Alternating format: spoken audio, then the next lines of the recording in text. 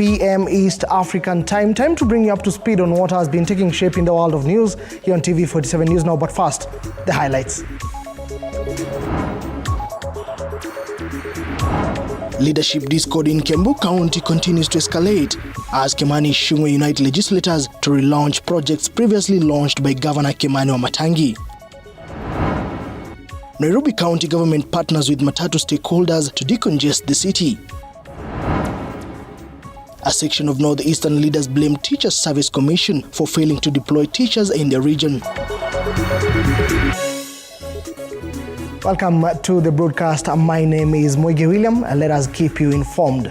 Starting off, political discord in Kiambu County has continued to deepen between Governor Kimani Wamatangi and members of parliament after they united in launching all the national government projects, including the 22 markets that had been launched previously by the governor. Speaking in Kiambu constituency during the launch of Ndenderu Market, Kiambu Senator Karungo Athang'wa confirmed that the Senate has summoned Governor Wamatangi to the House next month to answer questions regarding public funds. Majority Leader in the National Assembly and Kikuyu Member of Parliament Kimani Ichung'wah, Kabete Member of Parliament Githua Wamashukuru, among other leaders, said their unity will make sure every project by the national government succeeds. The leaders allege that Governor Wamatangi has been sabotaging all the projects by the president in Kiambu County. Tukapitisha kwa NADCO motion na tutaleta sheria bunge.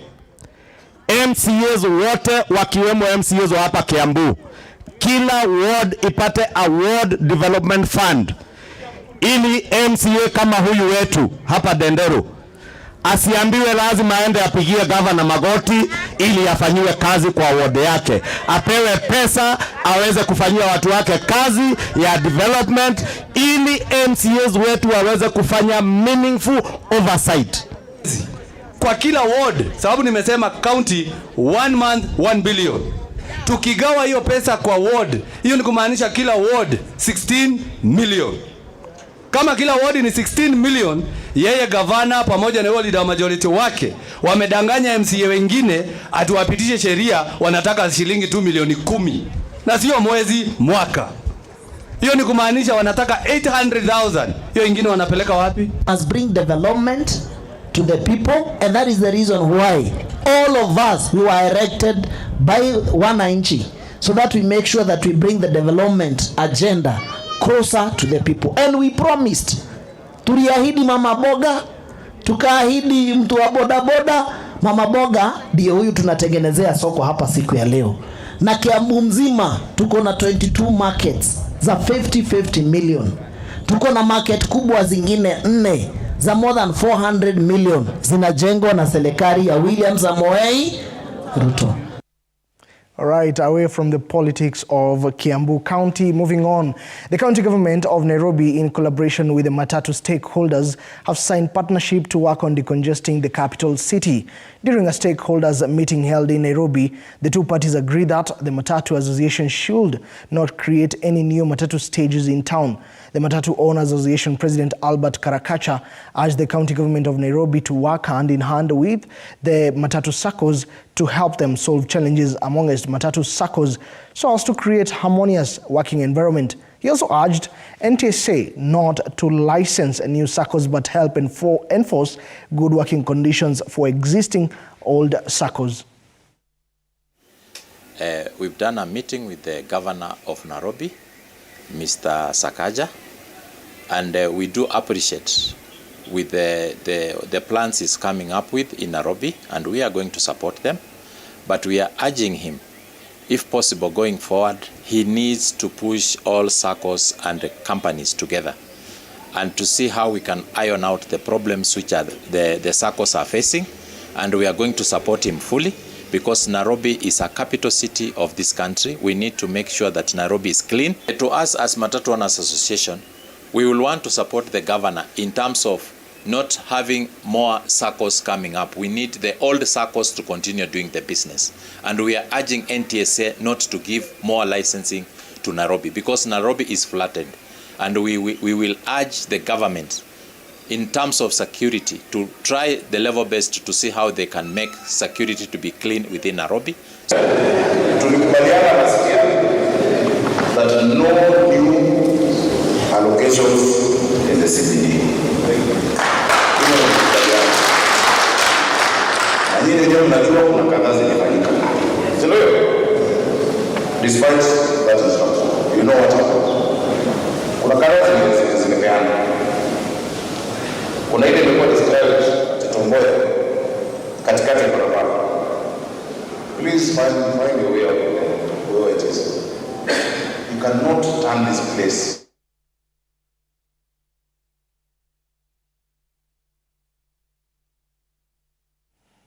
All right, elsewhere, a section of leaders from northeastern region have hit out at the Teachers Service Commission, accusing the commission of being the weakest link in improving education standards in the region. Speaking in Bura East, the leaders led by the host Member of Parliament Salah Yakub of Fafi constituency said while they were doing their level best to address education challenges in the region, TSC has on the other hand been a stumbling block.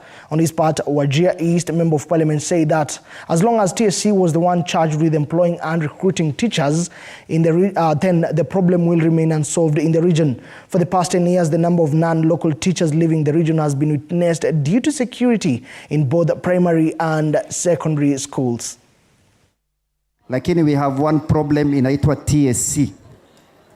TSC wamekataa amri ya Presidential Working Party on Education.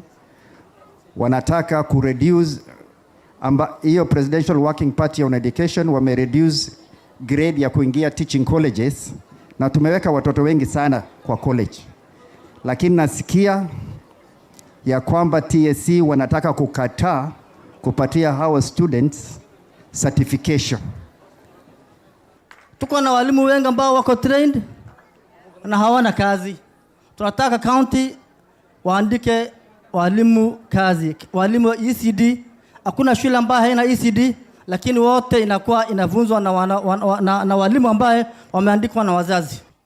As we speak now, these schools, the enrollment has increased quadruply, such that half school ambayo unaona saizi wanataka nijenge dormitory, na hata hiyo sina pesa ya kujenga dormitory ya kwao saizi. Wasichana wanalala nje.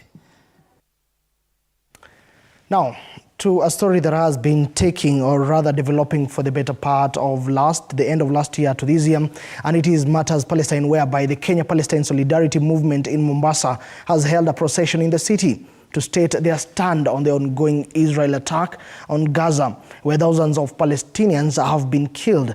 They have condemned the destruction in Palestine, demanding global solidarity and humanitarian action to the victims. The procession the procession acted to create awareness not only to Muslim believers but also Christians, urging them to join hands and advocate for permanent ceasefire.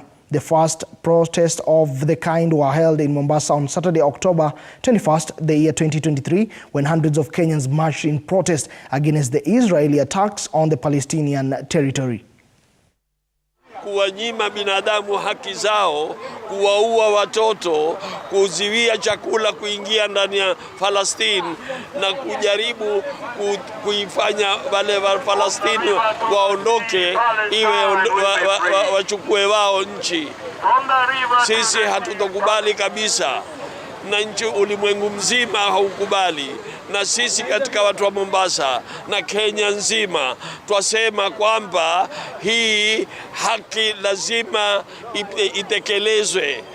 Haki za binadamu zitekelezwe, watoto waondoke kwa haraka na chakula. Twaimba Muslim community na community yote za binadamu wapeleke chakula na wapelekwe mahakamani na watiwe ndani, kwa sababu hii ni dhulma ya hali ya juu. Palestine was and still is for all the three major religions, Christianity, Islam and Judaism. What we are against is Zionism. There's a fallacy, there's a thought in our country here that this is a religious war. It is not a religious war. If the Jews can live comfortably with the Christians and Muslims, we are all fine. And also Palestine, genocide has been made not only against Muslims, but also Christians and other communities there actually. All right, and away from that, let's head to a live event whereby President William Ruto is currently attending a church service in AIPCA centenary celebrations, Kasarani, Nairobi County. Let's cross over and listen in. I do understand the president is currently addressing the congregants. Let's listen in. I want to ask us as the people of Kenya, we must love this country enough to be able to make the sacrifices that will make this country great. Na sote tukiungana hivyo, Kenya itaenda mahali pazuri. I am very confident that Kenya is going to be a greater country than we have ever imagined by working together. Tukishirikiana vile tumeshirikiana, hii nchi itakuwa ni nchi ambayo inatufaa sisi sote. Kwa hivyo nataka niwashukuru sana na niwaulize sisi wote tuliopata nafasi ya uongozi. Ni rahisi sana mtu akiwa kiongozi kujifikiria mwenyewe na kufikiria ya kwamba yeye akifanyiwa mtu binafsi wengine watakuwa wamefanyiwa. Nataka tukubali ya kwamba tukifanya mazuri kwa wengi, hata wewe pia utafaidika na kule katikati, tukienda mbele pamoja kama taifa. Kwa hivyo, wana AIPCA, leo ni siku ya furaha. Tumehubiriwa ya kwamba leo ni siku ya kucheka.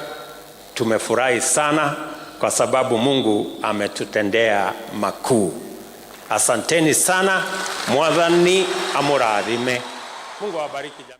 Right, that is President William Ruto, together with other leaders, among them the Deputy President Rigathi Gachagua and Embakasi East Member of Parliament Babu Owino. But we are still keeping tabs on that particular story and more details in our subsequent bulletin. So keep it TV47 for those more details.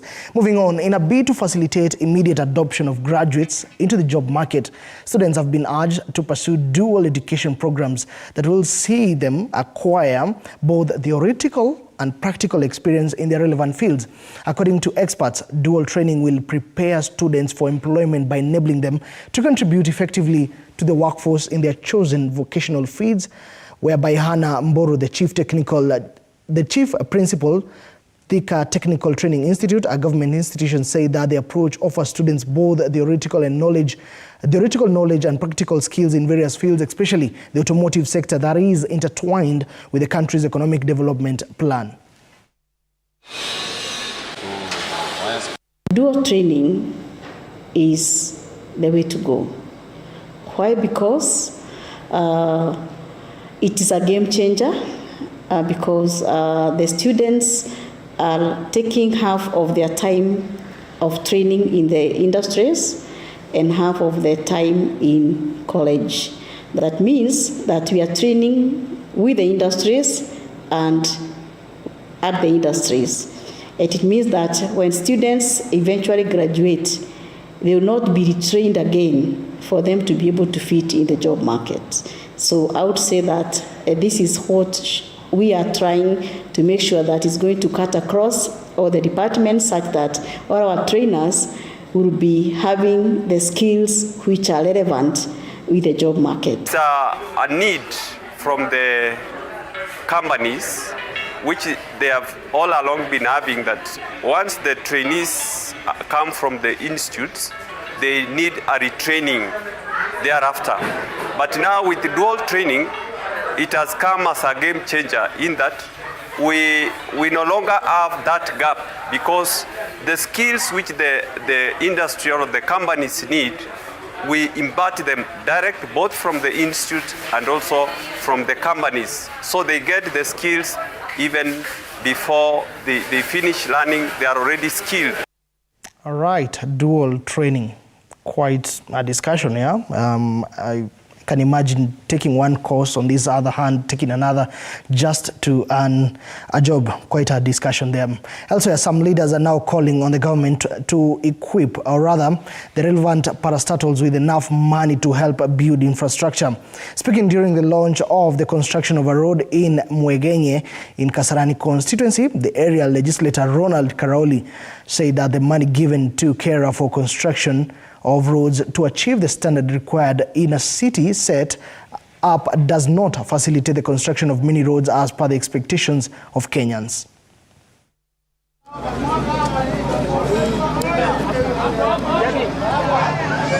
Saika estate tukapaka pale Chemichemi hakujai kuwa na barabara. Hapa tumeallocate pesa mingi sana kwa hii barabara kwa sababu unajua vile sisi kama Nairobi tunapatanga hizi mambo za Kera. Unajua tena mimi natakanga sana kuompea Nairobi na Ushago. Sababu watu wa Ushago wakipewa pesa za Kera wanaenda wanajenga Maram. Na Maram unaweza jenga barabara ndefu sana. Sisi hapa Nairobi ukipewa hiyo allocation ukijenga tarmac inakuwa ni barabara kadogo sana. Sasa kwa barabara kadogo tuseme ukienda place kama Starehe hizi constituencies ziko tao. Hiyo inakuwa ni pesa mingi, unaweza fanya job mob sana. Lakini ukija huku kwetu hiyo pesa ni kidogo sana. For example, kai barabara tumefanya ukiangalia the Greater Njiru Ward itakuwa impact yake haitafika kila mahali. Lakini ndio nasema ile pesa kidogo tuko nayo tuna allocate pali tutaweza tuone kama tutasaidia wananchi wetu. This is the first time we are going to witness a tarmac road here. Na tunashukuru sana huyu mheshimiwa wetu kwa sababu sisi tulimchagua aenda tutafutie opportunity zenye zinakuja na national government.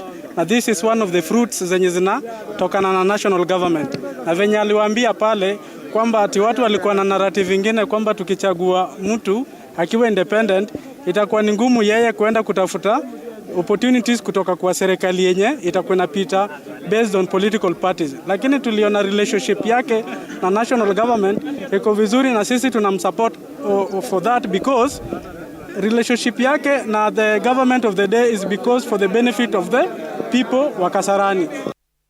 Over 100 residents of Mwea with various eyesight issues have benefited from free eye surgeries that have helped in restoring their eyesight. Speaking during the eye medical camp in Kandongu, Mwea West, Mwea MP Mary Mainge, in partnership with Lions Hospital, say that the issue of eyesight is very personal to her since her own mother became blind when she was only 9 years old. The hospital noted that it has conducted over 100 surgeries while thousands of others have been treated at the camps. Charles Megwe, a beneficiary of the program, has been having eye challenges, saying that such medical camps have gone a long way in ensuring people have access to the checkups and treatment. Sometimes we go and see patients and they are not able to buy those drugs, so they still end up having those diseases untreated because of the lack of money to buy the drugs.